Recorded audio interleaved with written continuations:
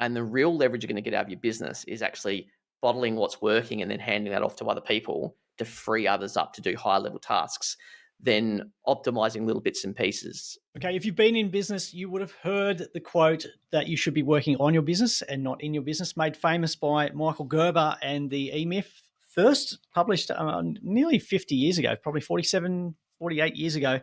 A lot of valuable information for business owners, and it's a go-to resource, working on our business and not in it, so that we can actually grow and scale our business. But one of the things I often hear when I'm talking to business owners is they feel that they can't move on from that, and there's something that's actually missing from the process. How do they actually achieve this magic goal of working on their business and not in the business? So welcome back to the Business Behind Your Business podcast. I'm your host, Paul Sweeney, and today we're going to be unpacking the answer. We're going to be talking about the answer about why is it that many business owners can't move forward and can't achieve that goal of having a business that they're working on and not in. And I think part of that goal,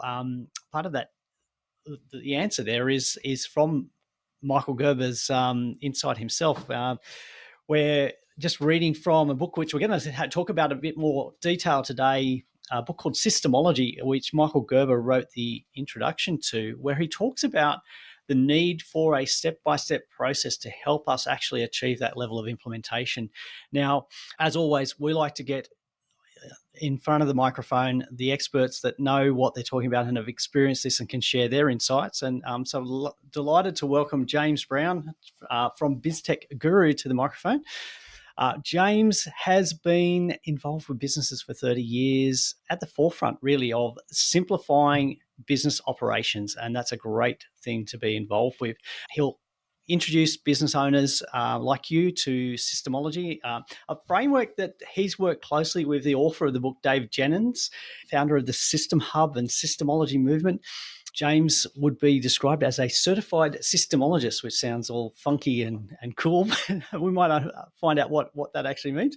But one of the talents that James has, and I've discovered this through a few conversations I've had with James already, that he has this ability to simplify the complex projects and the complex issues into very simple solutions. And so, James, welcome to the Business Behind Your Business. Thanks, Paul. Looking forward to having this chat today. Yeah, absolutely. Look, it's a frustration I see and hear from a lot of business owners about this. How do they move forward? Like, they all know they've got to make a change and work on, but there's something fundamental that stops a lot of business owners from actually achieving that goal of having a business where they're not working in it on a day-to-day basis. Yeah, I like to think of it about a business is all about how well you deploy resources.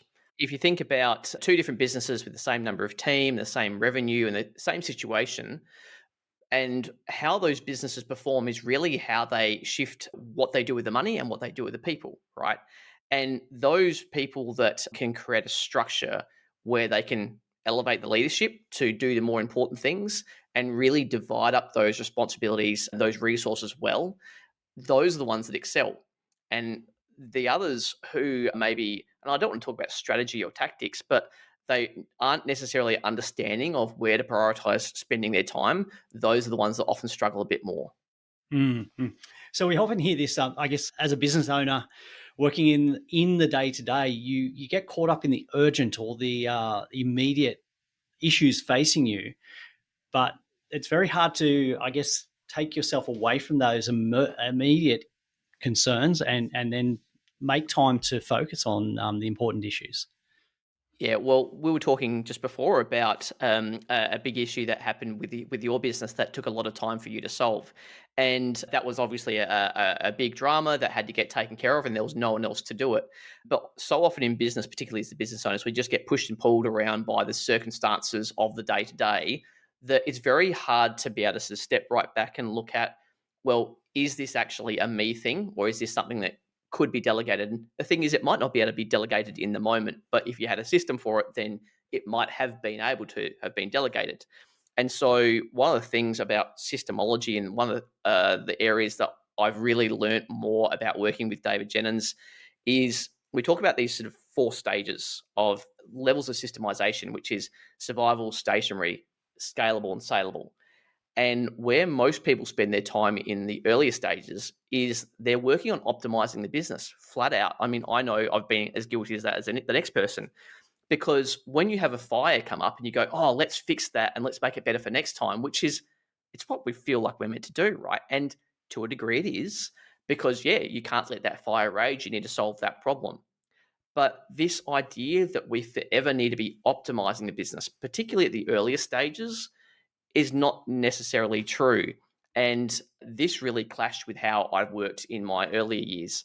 And Systemology talks about, it's at those earlier stages that it's more important to extract and bottle what's working already, to be able to give that to other people. So you can take the stuff that, okay, maybe you and I are doing in our businesses and go, well, if we could just create a process for that and then handball that onto someone else who's got a bit more free time and, doesn't have the priorities that we as the leaders of the business do, then that would free my time up. And you start to create that cyclical effect of where you're taking all these high skilled jobs, you're bottling them because you know that they're working and they're creating a not, maybe not the best result, but just an okay result for the business. And then you start lowering them down, because one of the biggest failings I think business owners we have is that we think that because our business can be improved, it therefore must be broken, right? And that at the core of it, if we've been established for a while, we've got profit, maybe not as much as we'd like, but it's there, and we've got a team behind us. Well, that's not a broken business.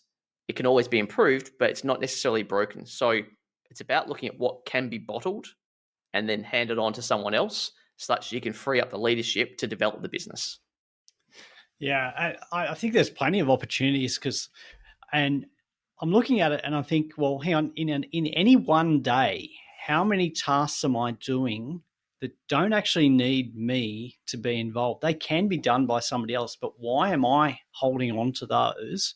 Is it because they're part of I guess a high skill task set or set of tasks, and I won't pull that part out? Or is it because I've just been so accustomed to this is what I do that I don't want to let go, or I don't see the value in creating a system where I'm not needed anymore? I feel like we know that as business owners, we're tied to the business in more ways than, probably more sentimental and emotional ways than we probably like to admit. And that change, I mean, people might say they like change, but at our core, we like staying safe and comfortable. And that often will mean that there are things that potentially fill our bucket, like that we really enjoy doing, that we don't necessarily want to let go of. I mean, I think about what I'm doing, today we're having a conversation, and I love having these type of conversations. And this is never something I want to delegate to someone else, right? And because I get that value out of it, I need to go, well, I'm happy to hold on to that thing because I get value out of it for myself.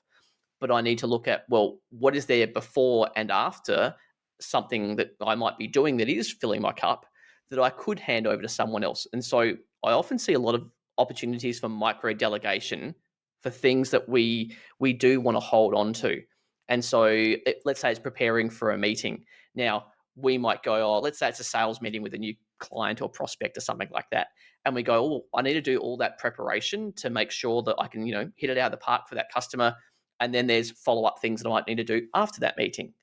But quite often, if we really look at it, we could actually probably delegate quite a lot of those things beforehand in terms of getting everything ready for us on a platter, such that we can do high level work when we do our preparation. And then all the follow up items afterwards, we can delegate quite a lot of, and just have us being in the quality control type of zone as opposed to the busy zone. Mm, yeah, yeah. As you were going through that process, I was just thinking of a recent experience I had with a prospective client and the sales process there. And just as you're going through that, I'm thinking, well, in that process, what could I delegate to somebody else? And some of the things that came to mind straight away were, okay, that research about, I know this prospect, I know where they're coming from. I don't need to go and do that research about the industry they're in, the size of their business, how long they've been in business, which areas they operate in. That can be done by somebody else in my team. the documenting the meeting actions, that doesn't need to be done by me. I could use AI to help extract things from the meeting recording. I could use my team to have follow up and say, well, hey, these are the standard actions that we take once we've had this meeting, and these are the next steps. That could follow a process. There's so much that can be automated, or I guess not automated, we automated, delegated, or at least systemized. And my time then is reduced significantly in that actual set of tasks. So when we think about, like I say regularly to people about talking about getting out of the day to day, but what does that actually mean?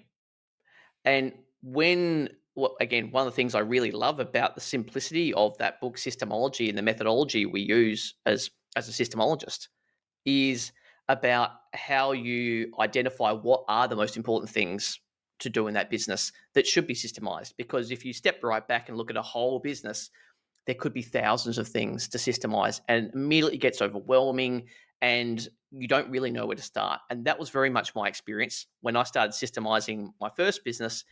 I started with whatever was in front of me. And that was great because I felt like I had momentum, but I was probably spending my time in areas or systemizing areas that really just didn't create a lot of benefit. And so with Systemology, we talk about something called a critical client flow.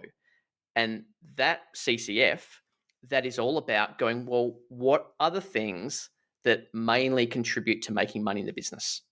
If we looked at the Pareto principle, the 80-20 rule of how your business generates income, and this is not for a money hungry type of focus. This is about a business is there to generate income. And if you don't do the things that generate income, then you don't have a business. So if we look at about how you attract the outside world in, how does the outside world find out you exist? And how do you take inquiries? And how do you go through whatever sales process you do or don't have, just as it is right now, not what you'd like to do in the future, but just as it's working for the business today.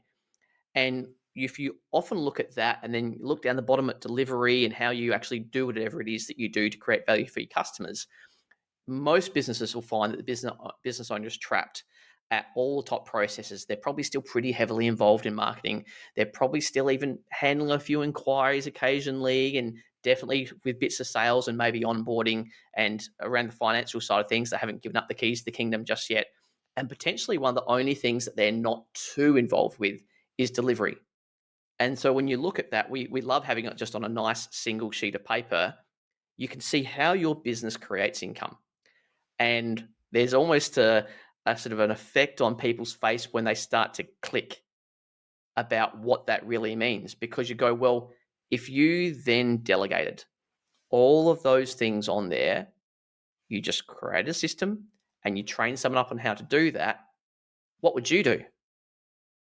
And they go, sometimes they don't necessarily compute, because it's like, well, that's what I've been doing for the last 15 years.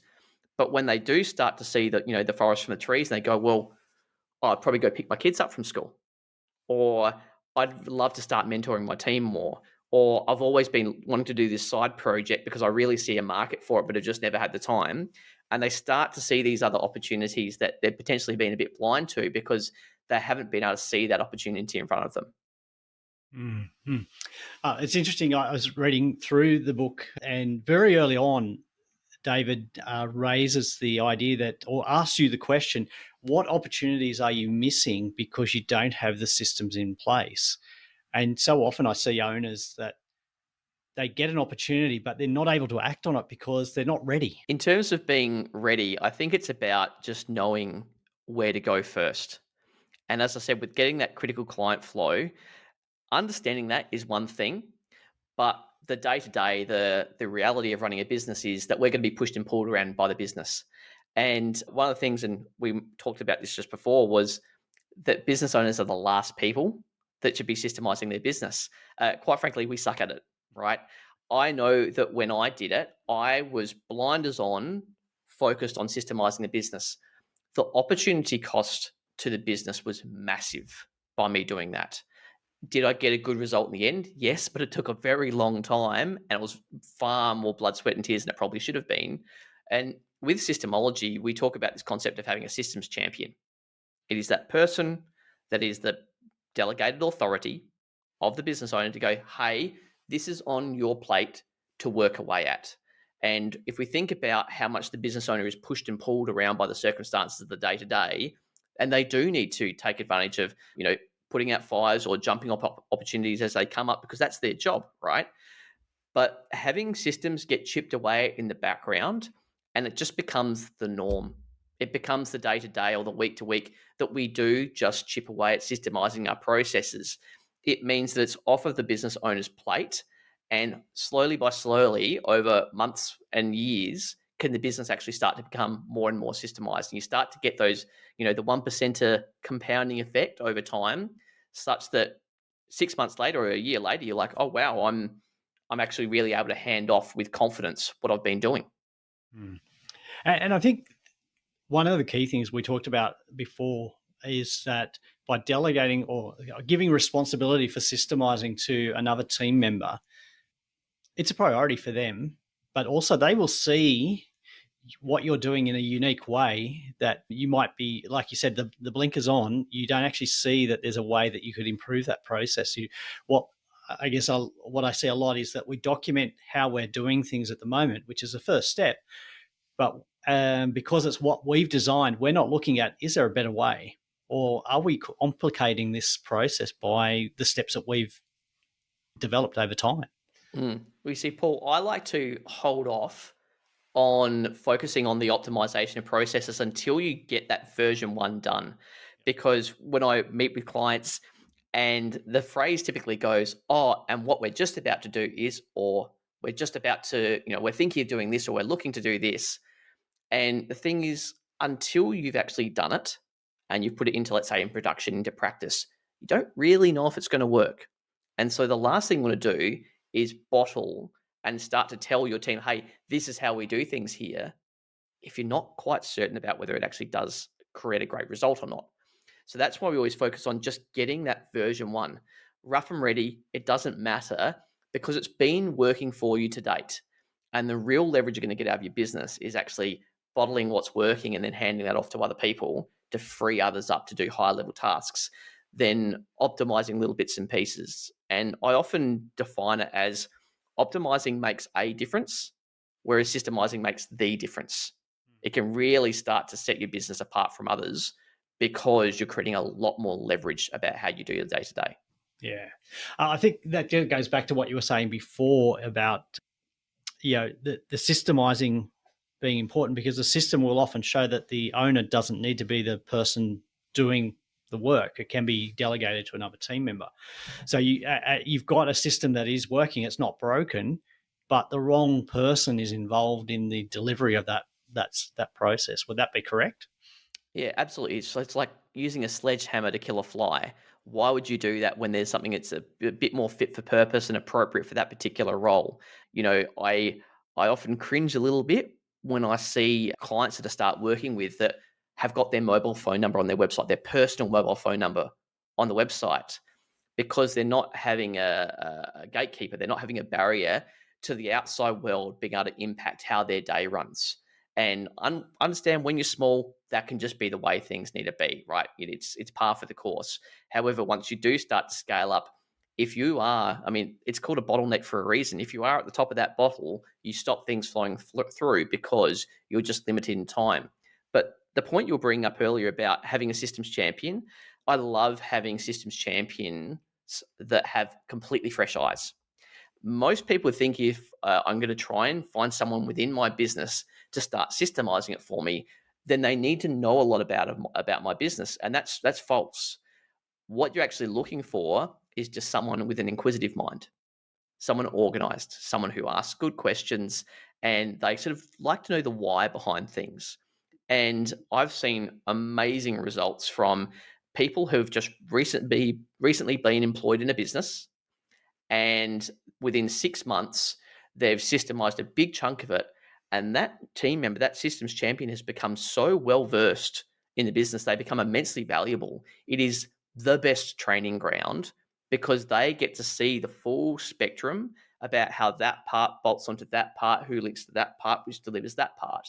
And if you think about the context they have about the business within just 6 months or a year, I've seen systems champions rise to the level of being operational managers within a business really, really quickly.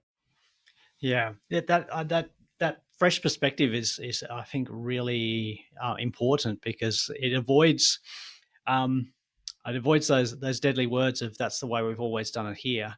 Um, but I'm guessing you need to give that systems champion the power and the authority to make changes or suggest changes.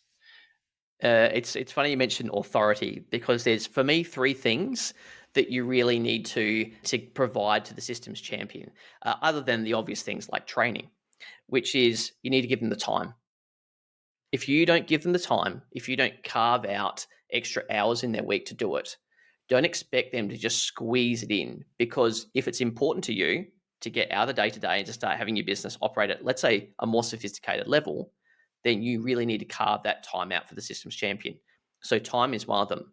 The next one is authority, like you mentioned, because the team, the broader team, need to appreciate that that systems champion there is there to do a job. They are there as I said, like your delegated authority to go and talk with people to get out of their head how they're doing, the what is their special sauce that they do that creates such a great result for the business, and to bottle that such that we can make it available to other team members. So time, authority, but the last one's actually empowerment. Because if you don't set the systems champion up for success and help them appreciate how important it is to you as the business owner, and therefore to the business in terms of its future prospects, that if they get this right, what's possible in the future, when you do that well, it really accelerates and creates such a higher quality result, because they're so well primed about what's involved in the role, that it's chalk and cheese in the outcomes between someone who doesn't have the time, authority, and empowerment to someone who does. Mm. Yeah, some great words there, great wisdom. So if we look at just summarizing the whole process, you mentioned four different stages. Do you mind recapping what those four Yeah, stages are for us? absolutely. So when I think about the journey of having a systemized business and where people might be at, because realistically, until I stumbled across Systemology back in the day, I didn't ever have a lens to look through how systemized my business was. And so when we're looking at how systemized a business might be, there's these four stages of survival, stationary, scalable, and saleable. But there's particular challenges that you experience at each point. So when we talk about survival, generally a business is in survival through fear or choice. They're fearful about when I start to delegate and people are starting to potentially make mistakes on my dime and I'm going to be responsible. That can be like a bit of a bridge to jump. Okay. And that's often where people go, no, no, no, I just want to keep the business the size it is. And they may not be consciously thinking about it, but that subconscious barrier can be real. But the other one is potentially the ignorance that this is how it has to be. I have to open up and close the business. I'm the ones that has to transact money because of these reasons. So that fear or ignorance will generally keep people in that survival stage. And so until the business owner recognizes that they're the bottleneck, they are never going to move beyond that stage. But honestly, the stationary stage is where I see 100% of people I talk to in business. They're either got one foot in survival and then one foot in stationary, or one foot in the stationary and one foot in scalable. But typically, that's the point. And this is what I really love about systemology, is that until you start extracting stuff out of people's heads, you'll forever be in stationary, because you're not starting to really take advantage of the knowledge about how you should do business and then deploy it to other team members. You have massive key person dependency. And in survival, people just make it up as they go. But when you get to stationary, you're starting to get your formula for how your business should run. But it's all trapped in people's heads. And until you get it out of their head and make it available to people, you're going to stay there. But the scalable stage, however, that's when you start to get some momentum towards systemizing. That's when pockets of the business starts to get systemized, but not necessarily through a prescribed, defined manner. But it's usually people who are often admin focused, that they create their own checklists in different areas of the business, sort of bubble up, and that part of the finances is done, and that part of HR is done, and that part of delivery is done. But it's not across the breadth of the business. And so it's really about starting to organize and look for the gaps. That's when you can start to move out of that stage. But the final stage of saleable is where you don't need to sell a business. For example, I've just had a business that's in effect been under management for the better part of the last 10 years, and we've only just sold that business. Now, it's been at that saleable stage for much of that time. It didn't mean we were going to sell it straight away. So having a saleable business is when you start to get that true freedom of choice. And when you get at that point, that's when you really start to lean into the optimization stage, because we talk about that the business owner's core role is to be the master systems architect. They are the person that has the best breadth of understanding about how the business should really bolt together. And if they had 40 hours a week free just to optimize how the business works together, then it's a very different business after a couple of years. No, that's great. That's great. So James, if you're a business owner looking to get started on this journey, where's the first place to start? I would just grab a copy of Systemology.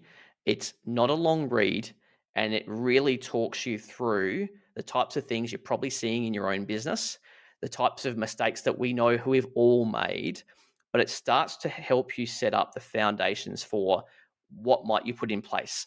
Things like that systems champion, things like appreciating what stage you're at and therefore what you might need to focus on. And that starts to help you give that visibility. And I'm a big fan of like, you can't stop seeing it. Once you see it, you can't unsee it. And you start to see these opportunities to start systemizing your business, and where you've been spending your time historically that could better be spent somewhere else. Mm-hmm. And I guess the other frustration that a lot of business owners have is that they don't have the resources or the person to do that systemizing. Is that somewhere where they should reach out to, say, somebody like yourself, or should they be doing that? How would they do that? Absolutely. Look, I feel like any good offering should have a few different speeds depending on what people are at, where people are at, and how important it is to them. So with Systemology, there's a do-it-yourself approach, there's a done-with-you approach, and then there's a done-for-you approach. I offer all three to help people depending on the size of the business. We've got a lot of people who have just got 3 or 4 people, they're quite new, and then just getting some training to work out if we just do this 2 or 3 hours a week, look where we can go in a couple of years. Whereas a lot of the people that I work with are in that done for you capacity, because they go, well, we actually want to ingrain this ourselves over time, but we just need someone to sort of hold our hand and lead us along that right road to make the fewest amount of mistakes possible. And so that's one of the things that we do with some different programs that we offer. And then I often work with a lot of builders and people in the trade space on that done for you, which is they're like, I just need to solve this problem. It's costing me too much time. It's costing me too much money. I just want someone to come in and do the thing and then point me in the right direction, because I'd much rather get the benefit as soon as possible than trying to work it out myself. Mm. Oh, that's good. Good news. So three different levels, because I think there are many different types of business owners out there, and some will want to do it themselves, and some will want some guidance, and some will just hand it over and say, "Look, please help everything, do it." So it's great news. And James, so how do people get in touch with you if they want to engage you to help them just get it done or guide them through the process? I'm pretty active on LinkedIn, so if you search my name and Systemologist on there, you'll find me. But you could also see me on my website at biztechguru.com.au. And if you look there, there's actually an opportunity to download an excerpt of Systemology just to sort of whet your taste buds and see if this is something that you might like. Absolutely. I encourage you to do that, to get in touch with James. And if you do nothing but download the excerpt from Systemology, then that's a great start. But definitely encourage everybody to grab a copy of the book and get started on this journey. And yeah, I'm really appreciative of James spending time with us today and sharing, I get really some simple explanations for how we could get started and move beyond this, I guess, well, this situation where we can't seem to move beyond being in our business and move to working on or beyond our business. So thank you, James. It's been an absolute pleasure. Uh, I've learned a lot from today's conversation myself, and the cogs are ticking about what we can be doing here to improve our business and get better systemization. But I'm sure that our listeners have found this valuable, and I'd encourage them to get in touch with you. And so that's at BizTech Guru. And as always, we're going to put the links to James's website and how to get in touch with James in the show notes. So if you're driving the car at the moment, you don't need to pull over. Just look up the show notes and follow the link to BizTech Guru and find out more about Systemology. So James, thank you once again. It's been an absolute pleasure. Lovely chatting with you, Paul. Thanks very much. That's a wrap for this episode of The Business Behind Your Business. We hope you found today's discussion insightful and valuable for your business journey. Before we go, don't forget to subscribe to our podcast on your favourite platform. Share it with fellow business owners who could benefit, and send in your burning questions because we love hearing from you. Missed any of our previous episodes or looking for additional resources to help grow your business? Head over to our website at thebusinessbehindyourbusiness.com. There you'll find our full archive of past episodes, along with show notes, transcripts, and links to valuable resources mentioned in each episode. Your journey to business success continues at thebusinessbehindyourbusiness.com. Until next time, stay inspired, stay informed, and keep building the business of your dreams.